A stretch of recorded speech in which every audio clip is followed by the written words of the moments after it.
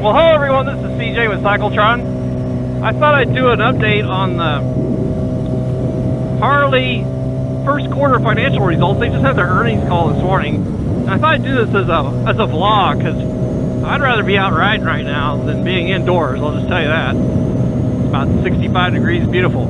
Also, I wanted to give you a big picture of what's going on with Harley, because now we're starting to really see some of the chickens coming home to roost, as it were, and not in a good way with their financial and sales outlook.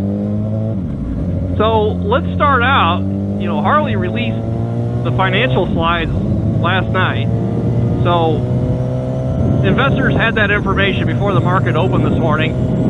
And even though Harley showed earnings well above analyst estimates, it was above the high end of the range,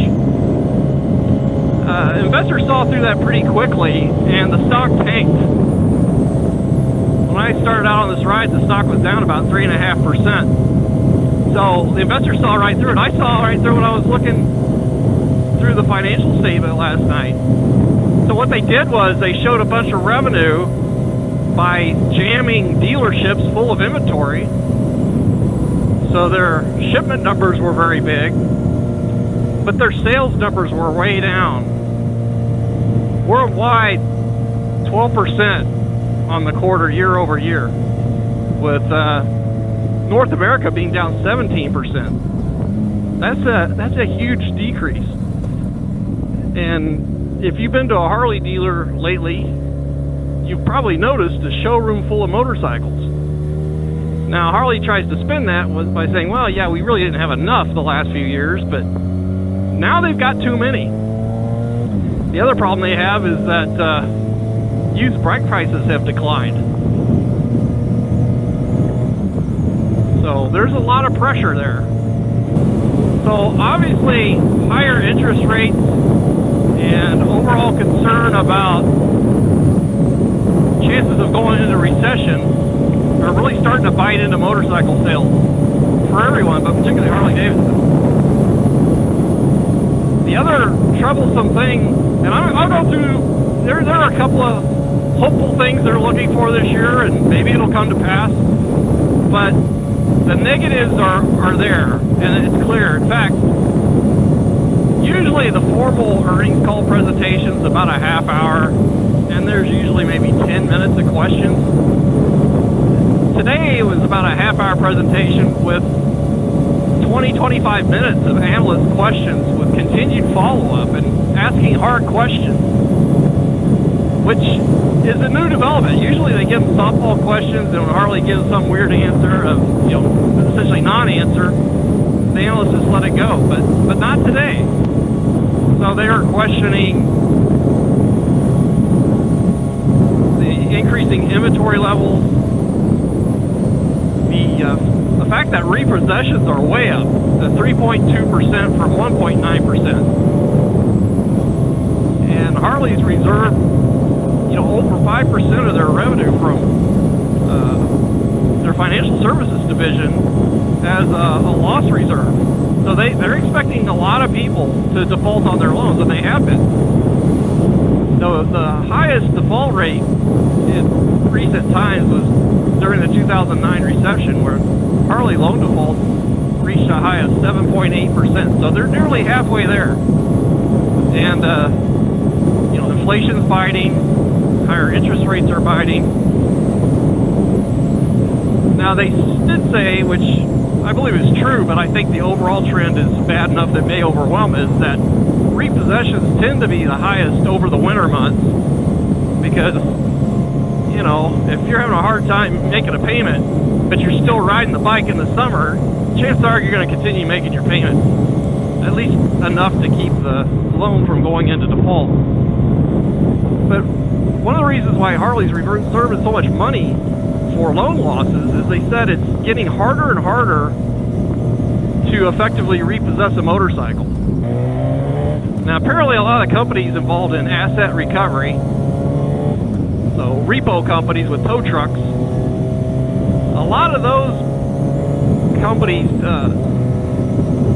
got out of the business a couple of years ago. I think some people were allowed to not make payments for a while, and repossessions went down for a while, and people were like, do something else. So what Harley's planning to do is spend considerably more effort in going after people who are behind on their loans. So what Harley said on the earnings call is that they're going to spend a lot more effort going after people who start sliding into default on their loans through greater collection efforts, and if ultimately they default, they're going to spend more effort trying to repo the motorcycles. So I'll come back to this here in a second, but the other thing is they continue to lose millions of dollars on Livewire. And they keep pinning their hopes that, well, they just had the big rollout of the Del Mar Livewire model in major European cities last week, but they won't be able to ramp up production and have those bikes available in any significant numbers until the third quarter of this year, which is pretty late in the game. So they're continuing to hemorrhage cash. And, you know, an analyst indirectly asked him, you know, how much longer can you keep this Livewire thing afloat? You know, Harley knew they'd be losing money on Livewire for a while. That's why they spun it out into a separate division.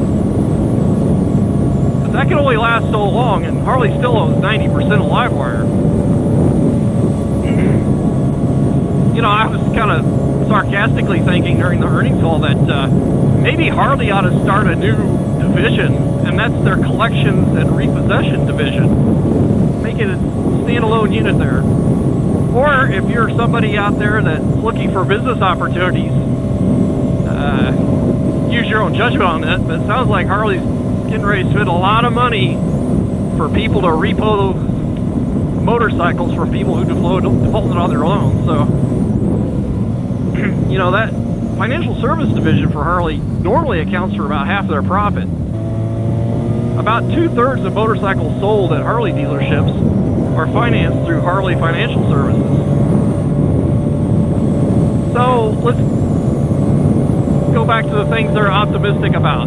They think the anniversary year celebration is going to pump up sales. They're stretching out the release of the CDO models throughout the year. Next week they're going to announce the Icon model. We'll see. But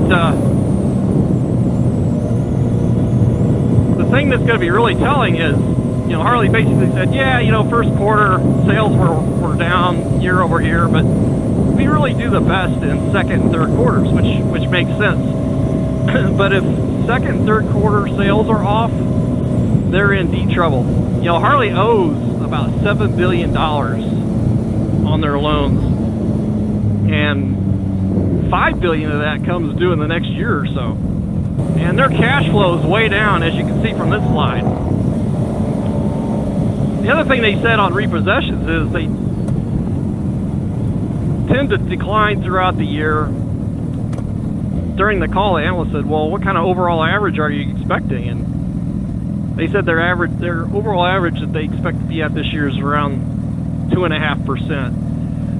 So if the defaults creep up above that 3.2% level this next quarter, then you know it's gone the other way, and that they're starting to see some real problems.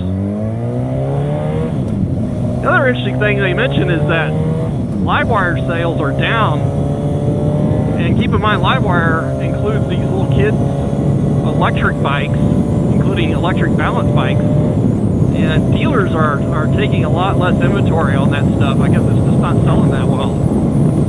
So again, that doesn't really bode well for Livewire. I think, you know, it's great they decided to be a market leader and all that, but they invested way too much too soon. And an analyst actually asked him, hey, how can you continue to spend this kind of money to invest in Livewire when you're not making money, and essentially you're vulnerable to competitors jumping in and getting ahead of you? So they really didn't have a good answer to that question. Another thing that's not so great for Harley Davidson is their CFO, Gina Gettner, who analysts really liked, and I actually think she was doing a great job there. from what I could tell, she's leaving. I think she's going to work for Hasbro or somebody like that. And so today was really her last day at Harley Davidson. But she was on the call. So I don't know what that means for Harley. What they have, she's the second highest paid executive at Harley Davidson. I think she made like $10 million. But, you know, Zeitz made over $40 million last year. So there's that. So yeah, I thought I'd just do this earnings overview as a vlog.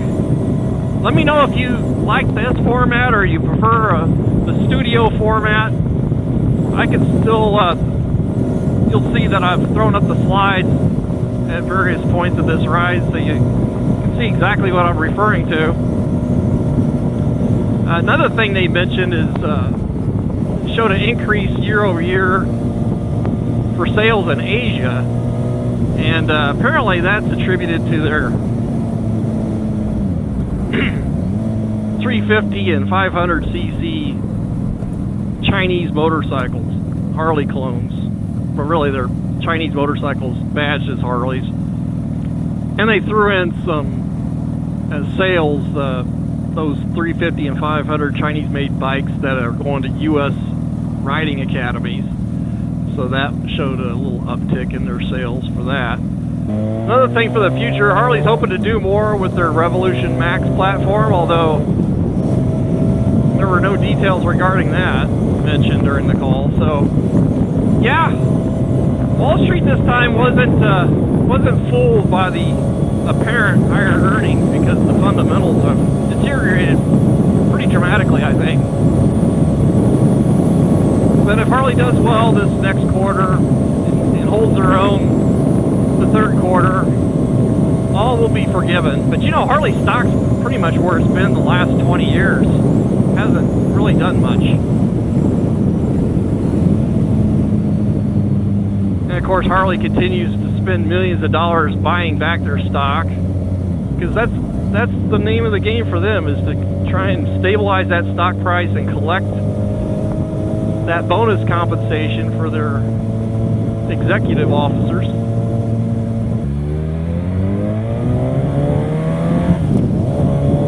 So, let me know what you think in the comments section. Do you think Harley's in trouble? Do you think these financial indicators show that the game is up for them? And despite the excitement around new CVO models and their anniversary year, it's going to be too little too late. Let me know what you think in the comment section. Thanks for watching, everyone, and please stay tuned for future videos.